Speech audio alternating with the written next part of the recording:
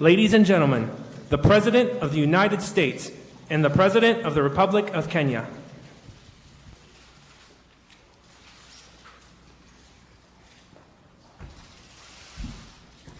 Thank you all. Please be seated. Thank you.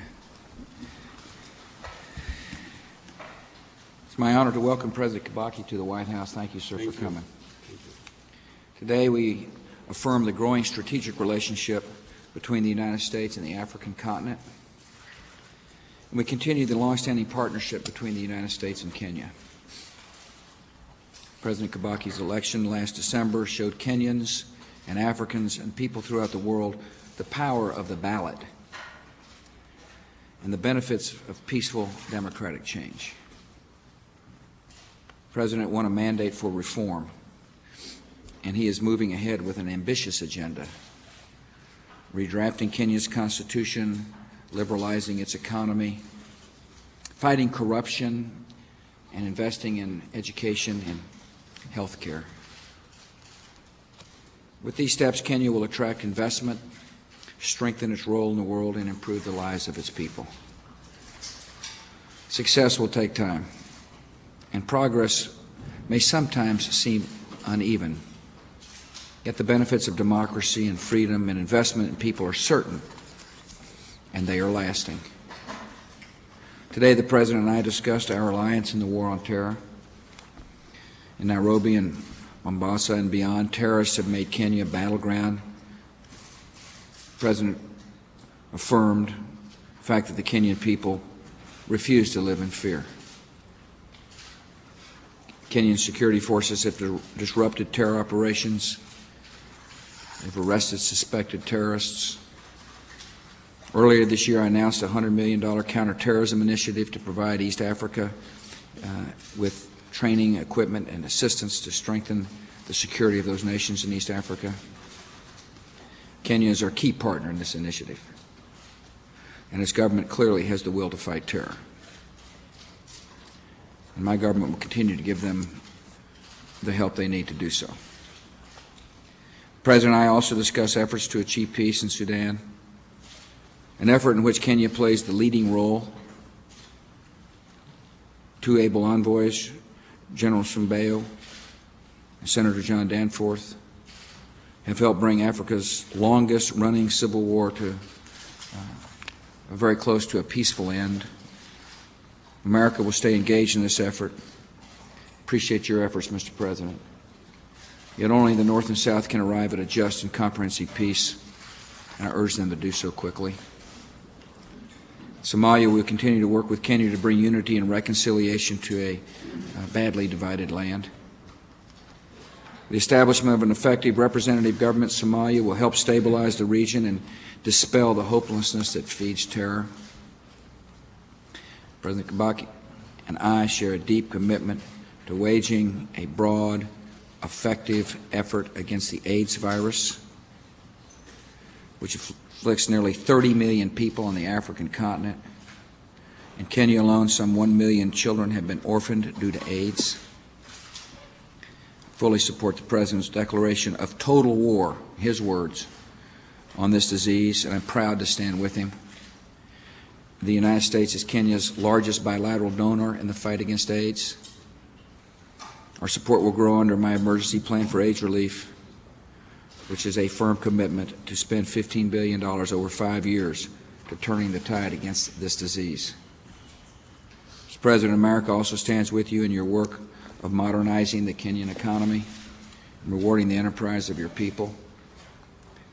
Trade and growth are the only sure ways to lift people and nations out of poverty. I'm committed to keeping America's markets open to African goods and to increasing commercial ties with African nations. Kenya is one of America's most important economic partners in Africa. American investment in Kenya totals more than $285 million, and trade between our two countries tops $400 million per year. These numbers have grown in recent years under the African Growth and Opportunity Act, AGOA, and they have the potential to grow even more as the reforms in your country take hold, Mr. President. Kenya and the United States are old friends working together to face new challenges. Our relationship is strong, and it's growing stronger, and I'm grateful for the leadership and vision of the President. Welcome. Thank you. It is my pleasure to be here with you, Mr. President. This morning, we had a fruitful meeting with my good friend, President Bush. Our discussions centered on bilateral, regional, and international issues of mutual interest to our two nations. I was encouraged by keen interest and concern that President Bush has shown on issues affecting Kenya and Africa. In particular, the establishment of the Millennium Challenge account and the $15 billion HIV/AIDS program bears testimony to this particular commitment. We reaffirm our mutual desire to further deepen our cooperation for the benefit of our two countries. President Bush welcomed the efforts made by Kenya in consolidating democracy, particularly after the successful general elections of December the year 2002. We share the common desire to promote and entrench democracy in Africa and the need to support Kenya as a model of democracy. I briefed President Bush on the priorities of my government that includes economic revival, education, health, and security. I am pleased by the willingness of the Bush administration to support our efforts to promote and sustain our economic recovery. President Bush shared my concern over the devastating effects of the HIV/AIDS pandemic and other infectious diseases, especially in Africa. I believe the President on the vigorous campaign my government is conducting against the HIV/AIDS pandemic. I am confident that these efforts are benefiting substantially from the support of the U.S. government. We discussed at length the issue of terrorism. Kenya, like United States, has in the past suffered at the hands of terrorism. The attacks have strengthened our resolve to intensify and enhance our cooperation with the United States and the international community in the fight against terrorism. I have requested the U.S. government to support Kenya to strengthen its security as an essential element in the fight against terrorism. This assistance will also enhance Kenya's role as a peacemaker in the Horn of Africa. President Bush expressed his appreciation for the leadership that Kenya has taken in the peace process in Sudan and IGAD. We note with satisfaction the historic signing of an agreement on the 25th of September 2003 in Naivasha, Kenya, to address the transitional security arrangements for the parties to the conflict. On Somalia, I emphasize that in order to maintain the democratic gains and to sustain the war against terrorism, it is essential that Somalia stabilizes. In this respect, it is important that for the U.S. to increase its involvement in the search for peace in Somalia. It is pertinent that all parties involved in the peace process remain engaged. I requested the U.S. government to assist in this regard, and I thank you very much indeed. Thank you, Mr. President. The President has kindly agreed to take a couple of questions, and so have I. We'll start with the American side and then alternate back and forth. First, Associated Press, Terry Hunt, Mr. President. Thank you, Mr. President. Mr. President, do you think that Israel's airstrike in Syria was justified? And do you think that you can work with the Palestinian Prime Minister who says he would not use force under any circumstances against Palestinian militants? Terry, I talked to Prime Minister Sharon yesterday. I expressed our nation's condolences with the needless murder of innocent people by the latest suicider. That murder came on the weekend of a holy holiday. Secondly, I made it very clear to the Prime Minister, like I have consistently done, that Israel's got a right to defend herself, that Israel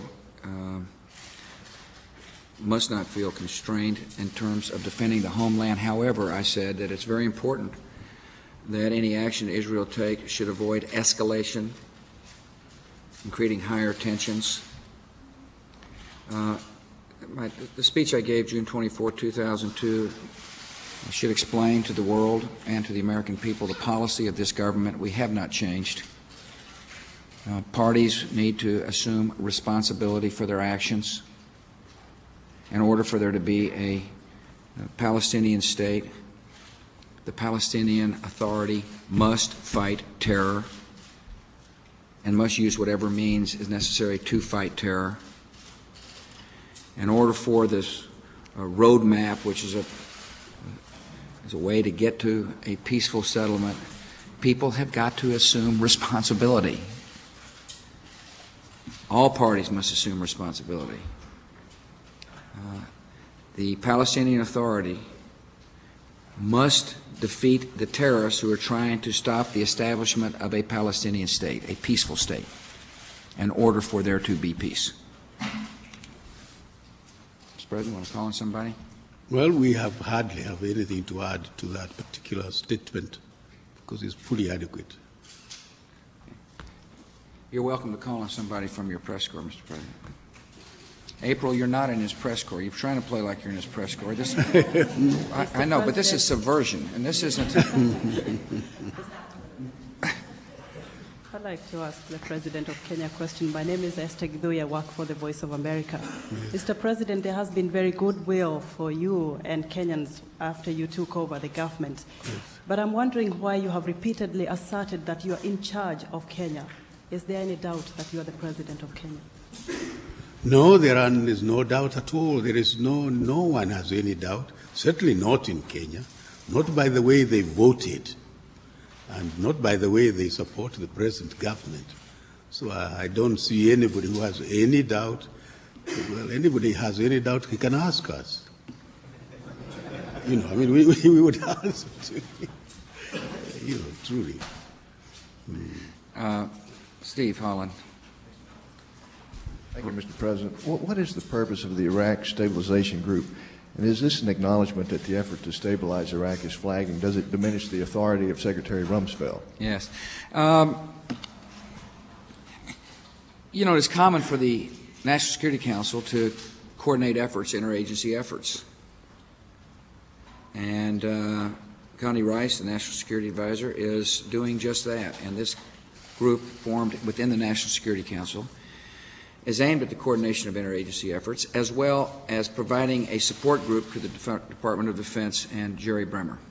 That's the purpose. And listen, we're making good progress in Iraq. Sometimes it's hard to tell it when you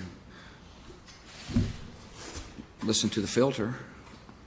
We're making good progress. I had Bernie Carrick came in the other day, and he described to me what it was like to set up a police force in Baghdad right after our successful efforts there. I was really impressed. I was impressed by his work. I was impressed by the spirit of the Iraqi citizens, desirous to start taking care of business on their own. And the truth of the matter is, in order for us to succeed in Iraq, and that is to provide the security necessary for a peaceful country to evolve, the Iraqis must take responsibility, and they are. The situation is improving on a daily basis inside Iraq. People are freer. The security situation is getting better. The infrastructure is getting better. The schools are opening. The hospitals are being modernized. And I really appreciate the effort of the Americans who are there and our coalition partners who are there, who are working under very difficult circumstances. Condi's job and Condi's team is going to make sure that the efforts are continue to be coordinated so that we continue to make progress. Mr. President. Well, we first of all want to congratulate America for the effort they are making. You know, it is important for all of us to think of the present and the future, because what has passed, and I think we can gain plenty by focusing on the present. April, you're going to try again to look like you're in the... Be careful. Mr. President, call on who you can. Yes. I exposed you. That's right. My name is Martin Bugor for the East African Standard, and I have a question for each president. Yes. Please. Your Excellency, a lot of people see your trip to the United States as yet another begging trip. How different is this trip for those people who are seeing it as another lineup for aid? And Mr. President, a lot of times people have talked about the debt that saddles a lot of African countries. You can give a lot of aid, but it's likely to do nothing if the country is sending all the money out. Are you looking to use your influence in the G8 and the Bretton Woods institution to probably try and ease that, perhaps even forgive the debt for progressive countries? Thank you.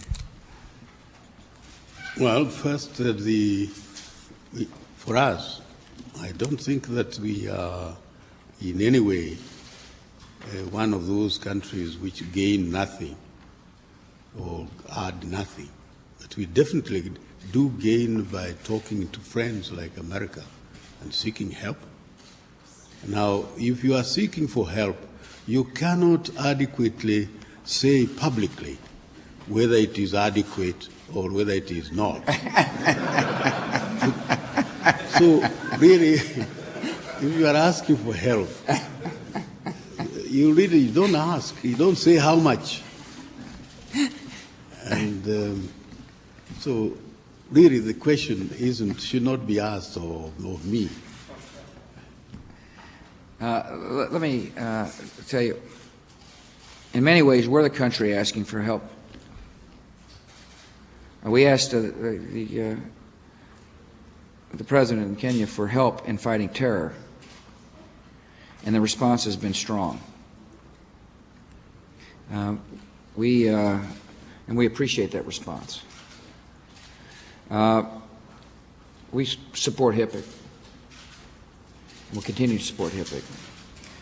We also support trade with Kenya, and the president, in talking about what he would like to see in our relationship, brought up international financial institutions, what can be done with the World Bank and or the International Monetary Fund. And the president understands, like I understand, that it's the choice of the Kenyans to make, and that's why his anti-corruption policy is so important. Because as that policy takes root, as he deals with judges and or whoever, government officials that do not honor the integrity of the system, the international financial institutions will take notice and be more likely to become involved with Kenya. And so we talked about a lot of things, debt, IMF, trade, all aimed at lifting lives and helping Kenya realize her potential. I've long believed that African nations are plenty capable of making the right decisions and managing their own affairs. Our foreign policy recognizes that, and we will work with governments in particular that have developed the habits necessary for strong democracies and economies to grow. This is such a leader.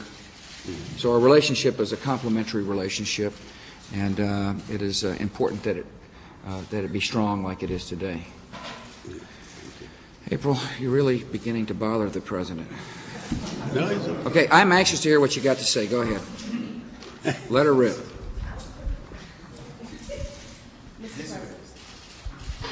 No, not you. Thank you so Yes, much. April. Mr. President, on another issue, the CIA leakgate, what is your confidence level in the results of the DOJ investigation about any of your staffers not being found guilty or being found guilty? And what do you say to critics of the administration who say that this administration retaliates against naysayers? No, well, first of all, I'm glad you brought that question up. This is a very serious matter, and our administration takes it seriously. As members of the press corps here know, I have at times complained about leaks of security information, whether the leaks be in the legislative branch or in the executive branch, and I take those leaks very seriously. And therefore, we will cooperate fully with the Justice Department. I've got all the confidence in the world the Justice Department will do a good, thorough job. And that's exactly what I want them to do, is a good, thorough job. I'd like to know who leaked. And if anybody's got any information inside our government or outside our government who leaked, they ought to take it to the Justice Department so we can find out the leaker. I have told my staff I want full cooperation with the Justice Department. When they ask for information, we expect the information to be delivered on a timely basis. I expect it to be delivered on a timely basis. I want there to be full participation, because, April, I am most interested in finding out the truth. And, you know, there's a lot of leaking in Washington, D.C. It's a town famous for it. And if this helps stop leaks of this investigation and finding the truth, it'll not only hold someone to account who should not have leaked, and this is a serious charge, by the way. We're talking about a criminal action. And, but it also hopefully will help set a clear signal. We expect other leaks to stop as well. And so I look forward to finding the truth. Oh, I don't know who leaked the information, for starters, so it's hard for me to answer that question until I find out the truth. I mean, you hear all kinds of rumors, and the best way to clarify the issue is for full participation with the Justice Department. These are professionals who are professional prosecutors who are leading this investigation, and we look forward to, look, I want to know. I want to know, and the best way to do this is for there to be a good, thorough investigation, which apparently is going to happen soon. And all I can tell you is inside the White House, we've said gather all the information as requested and get it ready to be analyzed by the Justice Department. Listen, thank you all very much. Mr. President, I'm glad you're here. Very good. Appreciate it. Thank you very much. Thank you, sir. Very good job.